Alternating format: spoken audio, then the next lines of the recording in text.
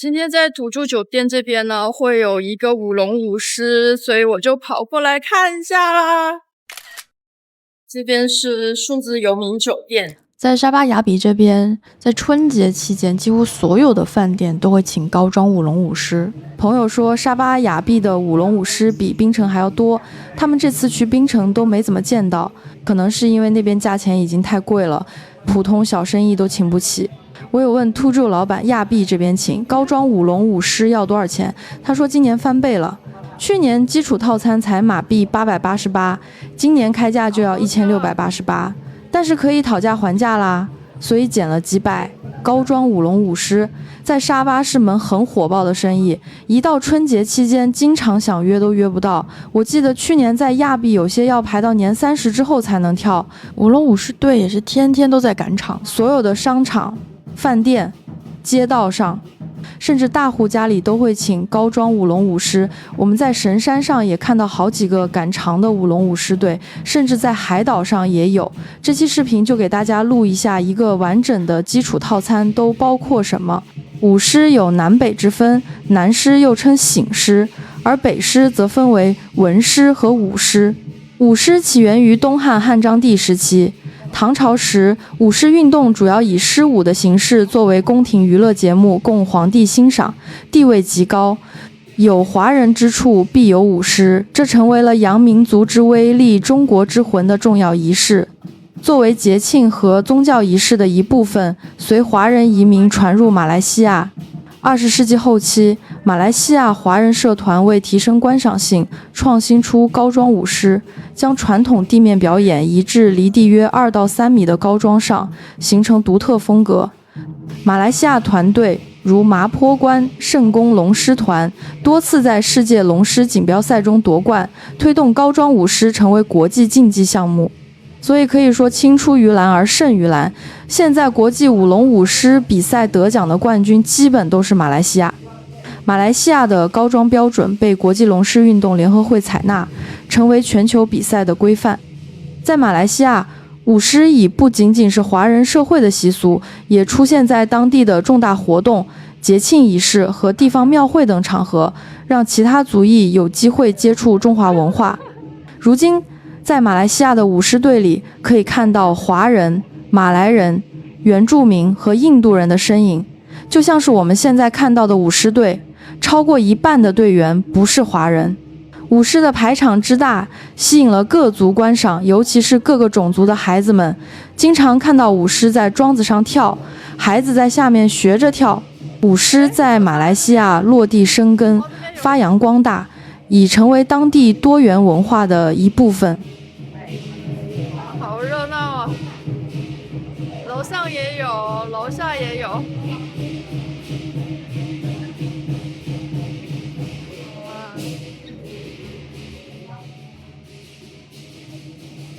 舞狮文化在马来西亚的传承和推广，提升了当地新生代对于中华文化的认知，同时也为当地多元文化不断注入内涵和韵味。舞狮也可能走出亚洲，传遍世界各国，成为庆典的常备节目。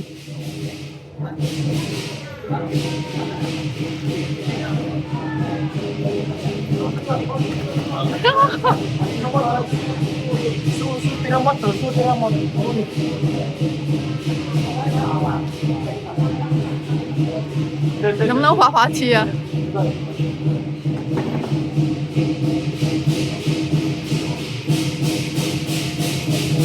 哇！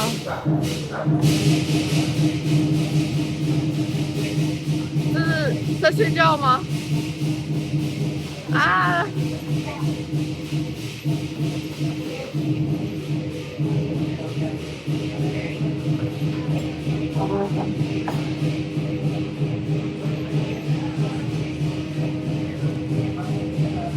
哇，屁股还会扭扭的哦。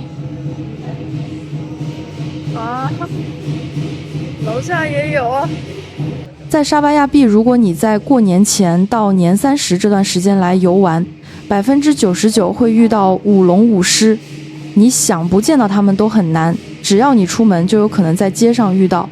我有在嘉雅街、香格里拉、麦哲伦饭店、Surya Mall、Imago Mall、City Mall， 随时随地的街边、朋友家里、神山上、海岛上都有舞龙舞狮，可以说亚庇的气氛甚至比槟城还要浓，所以过年期间千万不要错过。不过春节期间是亚庇的旅游旺季，很多饭店都是被订满了。我们有朋友的3个房间的普通民宿能收到3000多人民币一晚。沙巴的旺季是从圣诞开始一直到丰收节。说到丰收节，这是亚庇排名第1、酒店爆满的节日，是专属于沙巴卡达山原住民的节日。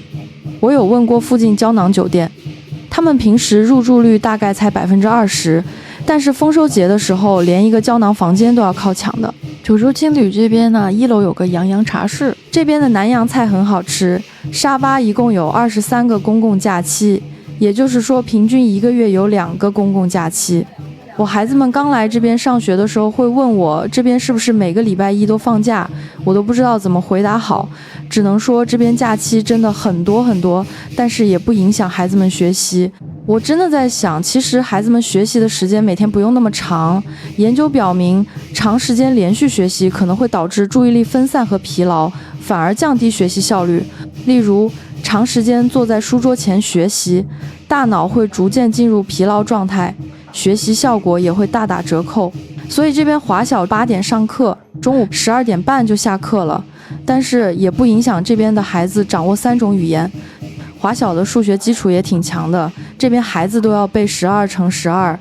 所以我当年去美国留学的时候，以为我在中国学的数学基础很强了，但是在算贷款的时候，发现我老公这个学渣算的居然比我还快。后来才发现，原来马来西亚的基础教育是真的很好，唯一可惜的是，马来西亚因为固打制没法留住这些基础扎实的华人孩子，华人很难考进公立大学。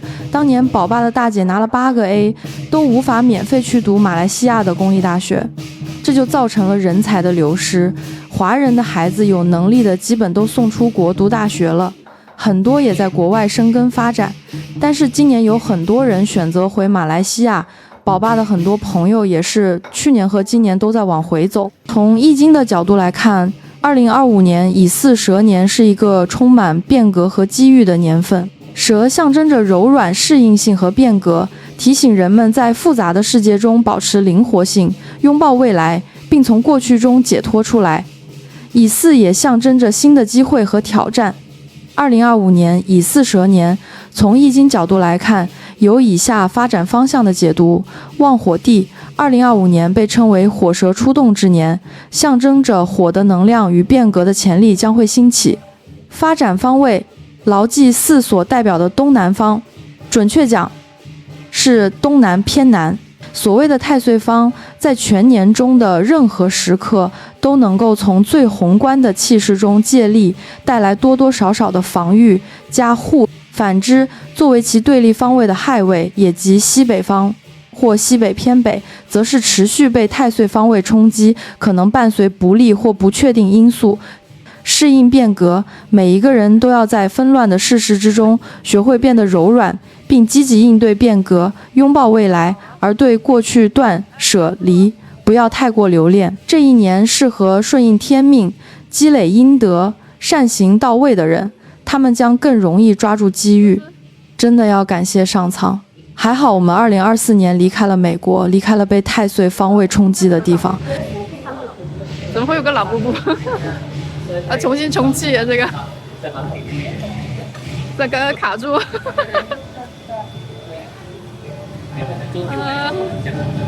哎，财神来了！我们还有财神呢！哇，财神 ！Hello， 财神来了！还有一个老布布。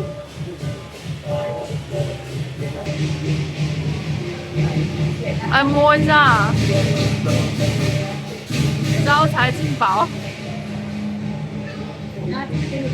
哇，有钱啊！还有糖。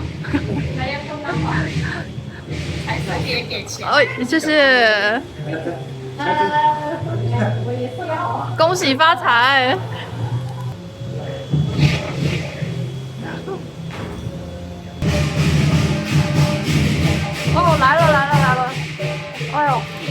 对。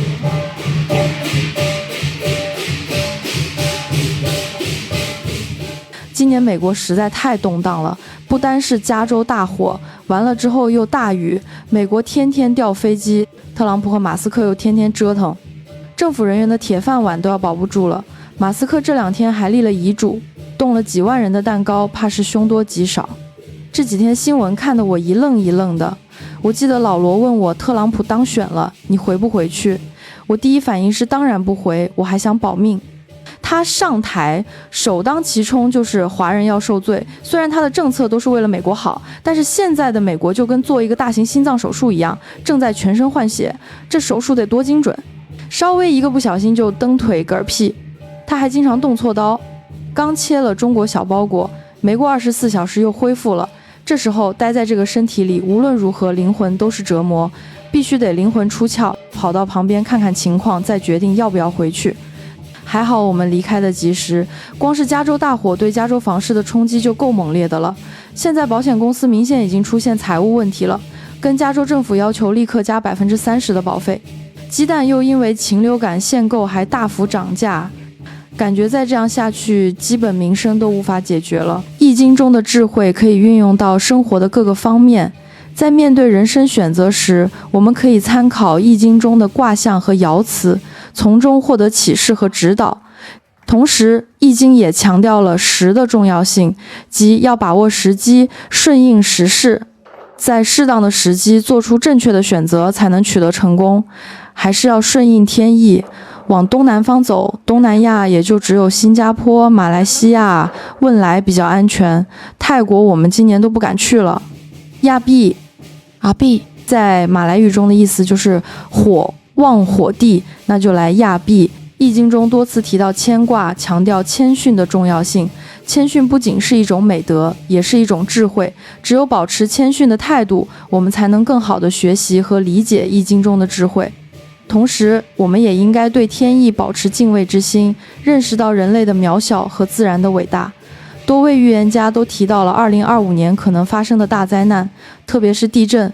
其中主要的预言家包括龙树亮，日本漫画家，以记录预知梦而闻名。他曾准确预测了311东日本大地震。在他的作品《我所看见的未来》中，他预言2025年7月5日早上5点左右，日本外海将发生更大规模的地震，并引发高达40公尺的巨型海啸，可能会影响东京、大阪、名古屋等主要都市，甚至摧毁日本的部分沿海地区。他还梦到海底新陆地的崛起，日本、香港、台湾、菲律宾会连接成一片，并暗示自己将在这场灾难中丧生。其他日本未来人和预知梦专家除龙树亮外，还有一些其他的日本未来人与预知梦专家也指出，2025年是日本的灾难年，并表示2025年将有一场影响世界的大事件，日本也会受灾。阿南德印度神童以准确预测新冠疫情而走红。他警告称，2025年上半年可能发生3大事件，包括区域冲突，特别提到与水有关的区域灾害，南海可能成为地震和海啸的重灾区。不知道大家会不会因为这些预言而有所准备呢？我们是宁可信其有，按照就会发生来准备。虽然沙巴有风下之乡的美称，因为尽管沙巴位于飓风地带，却几乎不会受到台风的打扰，台风基本都被菲律宾挡住了，最多会被台风尾巴扫一下。而且沙巴本身不在主板块边界上，但仍然可能受到邻近区域的地震影响。几乎都不是华人了，没有几个华人。近年来，中国许多大城市确实逐步实施了烟花爆竹的禁放或限放政策。在马来西亚还能看到华人的传统被完整的保留。如果你想要在春节期间体验真正热闹的鞭炮气氛，可以来沙巴亚庇。鞭炮的声音很大，我站在旁边耳朵都被震得嗡嗡的。我已经把音频调低了很多，荧幕前的大家应该还是能感受到节日的气氛。还是要提醒大家，看鞭炮要站得远一点，鞭炮还是会有塑料管飞出来。大家有没有像我一样好奇，这么多高装，这么多道具，怎么装上车的？等下放完鞭炮就能看到。这个路过的小哥都受不住，把耳朵给遮起来了，可想声音有多大。除了春节庆典、农历新年、元宵节，舞龙舞狮也会被请到庙会、神诞庆典、商铺开张、舞狮采青，寓意生意兴隆；婚礼、乔迁、寿宴带来好运和吉祥。马来西亚官方庆典如国庆日、旅游节，所以全年都有生意，才能保持这么高的表演水准。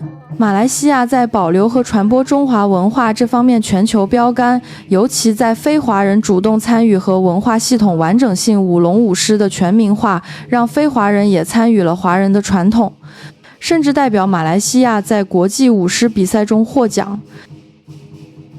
对比新加坡，华人占比更高，74%，但政策强调去种族化，华文使用率下降。我拍拍它到底怎么装上车的这个。马来西亚华人文化更草根化，自发融入多元社会。再对比泰国，印尼华人被本地同化文化呈现隐形化，马来西亚华人坚持身份认同，同时主动向其他族群开放。华人春节、中秋、清明等节庆完整保留，甚至比中国部分地区更传统。寺庙、宗祠被保留完好，很多传统仪式，比如请观音到家的仪式也被完好保留。马来西亚的中华文化协会、孔子学院定期推广华文书法、太极拳、咏春拳、少林功夫等，让各族人民都有机会接触中华文化。在教育方面，马来西亚是海外唯一拥有完整华文教育体系的国家。华小、独中、华文大专约20%非华裔学生就读华小，学习中文与中华文化。在亚庇，华人比例非常高。虽然政府登记的华人，沙巴州的华人比例只有8.16%，但是华人早就通过和本地土族的通婚，扩大了华人后裔的比例。沙巴州的华家族 Sino Kadazan 是指沙巴的卡达山族、杜顺族或姆律族等土著族群与华人通婚的后代。我们很多朋友都是混血，虽然样子看上去是华人，但是他们登记的时候都不是填华人，因为本地土族有很多优惠政策，包括生孩子有补助、买房有折扣、借款利率低、存款利率高，所以真正的华人后裔比例非常高。虽然没有政府的统计资料，但是我感觉亚庇真正的华裔比例在30%以上。在视频的最后，也祝大家新春吉祥，祝愿春风得意，财运亨通，吉星高照，事事顺心，阖家欢乐，福寿安康。